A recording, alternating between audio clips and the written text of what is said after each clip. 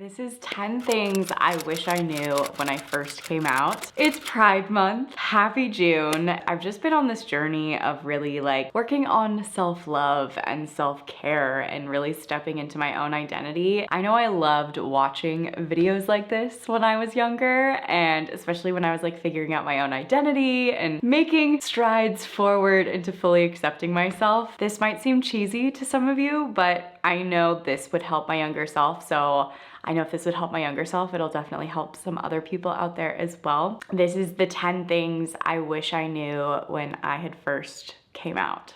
Number 1 is coming out to yourself is sometimes the hardest part of the entire coming out process, the entire journey of stepping into yourself and your own identity. Facing myself, looking at myself in the mirror, being honest with myself was so flipping difficult. Truly, I think that was the hardest part of the process. And I'm not saying every part was easy after that. There were definitely some difficult parts after that.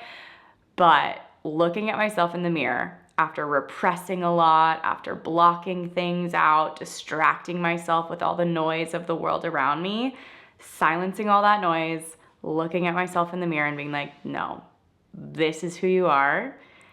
It's a lot, and it was hard because now you're stepping into this whole new idea of yourself, and you're not who you thought you were for so many years of your life. Definitely worth it, but definitely one of the harder parts. 2, be ready to grieve your past self and the future life you thought you were going to have. I was grieving my younger self who never really got to be her authentic self. She never had a safe space growing up to explore her identity and see if there was something outside of the little box society gave her. I never got to experience young, authentic love in my teens or anything like that. I, again, repressed a lot, blocked out a lot of things. I also thought about my future life, and I would daydream about what my future life would look like, and it's nothing what my life is right now. And that's okay. But am I grieving that future life I thought I was going to have? 100%. I thought I was going to end up with a dude and have kids and all of that. And I could still have kids, who's to say? I have no idea. But this picture perfect life I thought I was going to have is just it's not in the cards for me.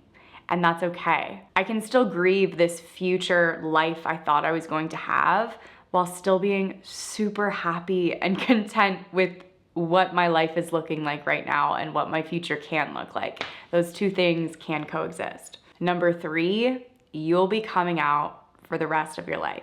And that's a crappy reality, and I wish we didn't live in a world like that, but that is the reality. Even this year, I've been meeting a lot of new people. I've been trying a lot of new things and getting outside of my comfort zone and all of that, which has been great. But when I've brought up my dating life, I've had to correct people when they use he, him pronouns. I'm no, I do not date men. And just having to come out, it does feel easier than it once did, but at the same time, it's still I have to do this again. Here we go, And of course, there are always gonna be people that make you a little uncomfy and, might not be the safest people to come out to, but it's a forever thing, unfortunately, and it sucks, but it is what it is. Number 4, community is everything.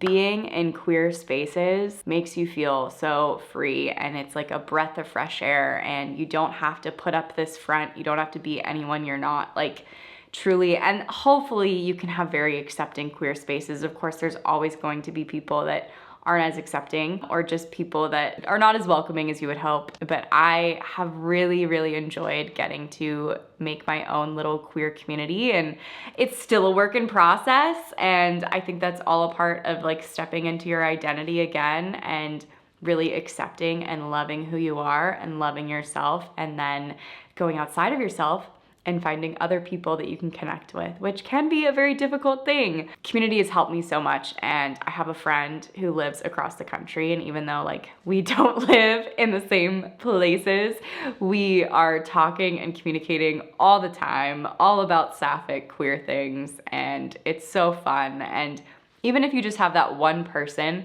that gives you that queer community, like it's such a special gift, and it's just such a beautiful thing to relate and connect to someone about your identities. It's just, it's so special, and it's so, so important to find community. Number 5, you don't have to prove your queerness to anyone. You are queer enough. You don't have to look a certain way. You don't have to act a certain way. You don't have to like certain things. I have been told by someone this year, like, oh, you don't look gay. And that really kind of triggered me, not gonna lie, because there's no look. There's no look. Are there stereotypes? Of course, but lots of people don't fit into those stereotypes. Like, we gotta break the walls down.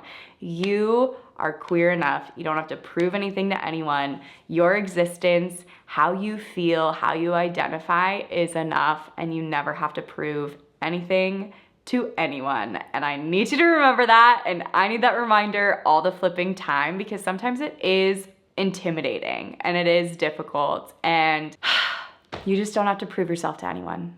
So keep that in mind. Comp het sucks and is a you know what.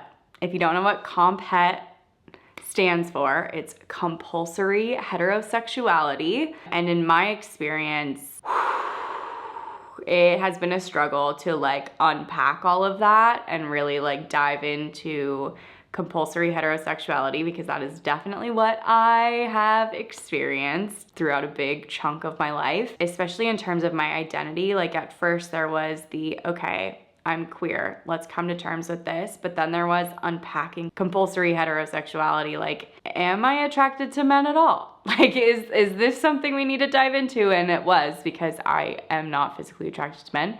And that was like a whole other aha moment for me in my journey and in my identity. But dang, when you grow up a certain way and you get no representation your whole life, and you only see relationships in a certain way, and you see life modeled in a certain way, like it's so easy to just kind of go through the motions and go along with it and not question it, and just kind of accept that this is who you are and this is what it is. But dang, decentering men, just diving into all of this, it's been a process, and I'm just barely scraping the surface talking about it. But just know, like, comp het sucks, and you know, again, sexuality is a spectrum. It's not just one extreme or another extreme. Like, everyone is all over the place, right? Unpacking compulsory heterosexuality was a whole thing. It was a journey in itself, and good luck.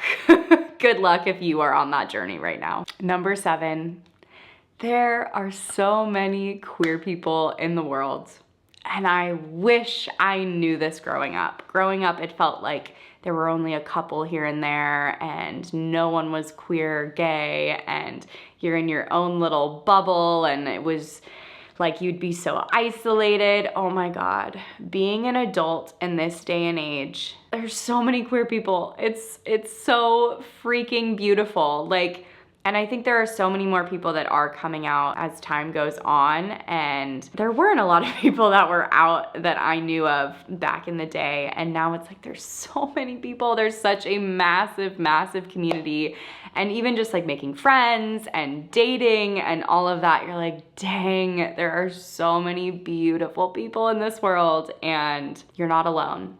You are not alone, and it can feel like that at first just because you've never been in the community or you don't have any queer friends or anything like that. But there are so many beautiful people that are just like so welcoming and loving and are ready to accept you for who you are at your core. You don't have to prove anything, and it's just such a beautiful thing. Number 8, you no longer fit into this little box that society taught you to fit into. And with that, you start questioning so many things about your life. You start questioning what you actually want. Have you wanted a family? Have you wanted a house and a picket fence? Have you wanted this kind of job? Have you wanted XYZ thing? Or did you just kind of go along with it and you thought you wanted those things because society taught you your entire life that you wanted those things? Or are these things that you actually want. Oh my gosh, this has been a journey. I have unpacked so much. Therapy has helped a lot with this. But it's like when you're no longer in this perfect little box that society wants you to be, it now becomes this like amazing thing where there are so many more possibilities for my life that I didn't even think about before. It's like, okay, I don't have to fit in. I don't have to like fit into the norm. Like, I'm already not the norm. I'm already like swimming upstream here. Like, I am this identity that for so long I felt ostracized for being. Like, I felt like I couldn't even come to terms with it when I was younger. And it's like, okay, we're free. We literally have so many possibilities for this life at this point. And it's tough. It's hard to question all these things, especially when you're making realizations about things that you thought you wanted like your entire life. And then you're like, actually, I don't think I want these things anymore. It's all a part of the journey of really stepping into your authentic self and really just stepping into your identity. And it's tough work, but it is worth it because you will be more and more yourself and you will find more authentic joy this way by really knowing what you want and what you don't want anymore. Number 9, you are on a queer timeline. And I want to preface this by saying there is no perfect timeline. There is no perfect timeline. But I would definitely compare myself to my heterosexual peers in their heteronormative lives. I would compare my timeline to theirs. But I also have to remember that I spent a huge chunk of my life repressing who I was, blocking things out, avoiding things, just trying to live in la la land and not being in touch with reality because I wasn't ready to be honest with myself, and I was just really blocking a lot of things out and going with the flow, going with compet, all of that. Like, of course my timeline and where I'm at is gonna look different. Of course it's gonna look different from my hetero peers. That sounds weird saying. But like, for a lot of people, when they do come out, they experience like a second adolescence. I don't wanna say they missed out on all this time, but like, they had a big chunk of time where they weren't their authentic selves or they didn't have spaces to explore their identity and who they were. I didn't get that when I was younger.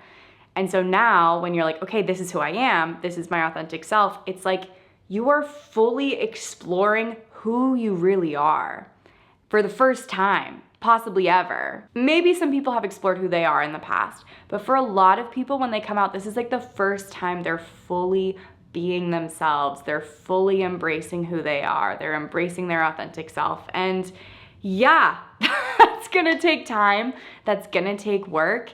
And it's not gonna be this like perfect overnight process where you're like, okay, this is who I am. I can move on. Like, this is just a little thing. Like, this is a big thing. And this leads me to number 10. Being your authentic self is one of the best things you can do for your life, but it is a process and it is a journey and it does take time, but I am so flipping grateful that I've been able to sit in the uncomfortability of having this like new identity, right? Like whenever something is new, it can be uncomfortable and scary and it's like the fear of the unknown, right? But I'm so grateful that I've been able to just like work on myself and sit with myself because truly being queer, as cheesy as this sounds, is like one of the best things ever in my life. Like I am so flipping grateful this is my life and this is who I am and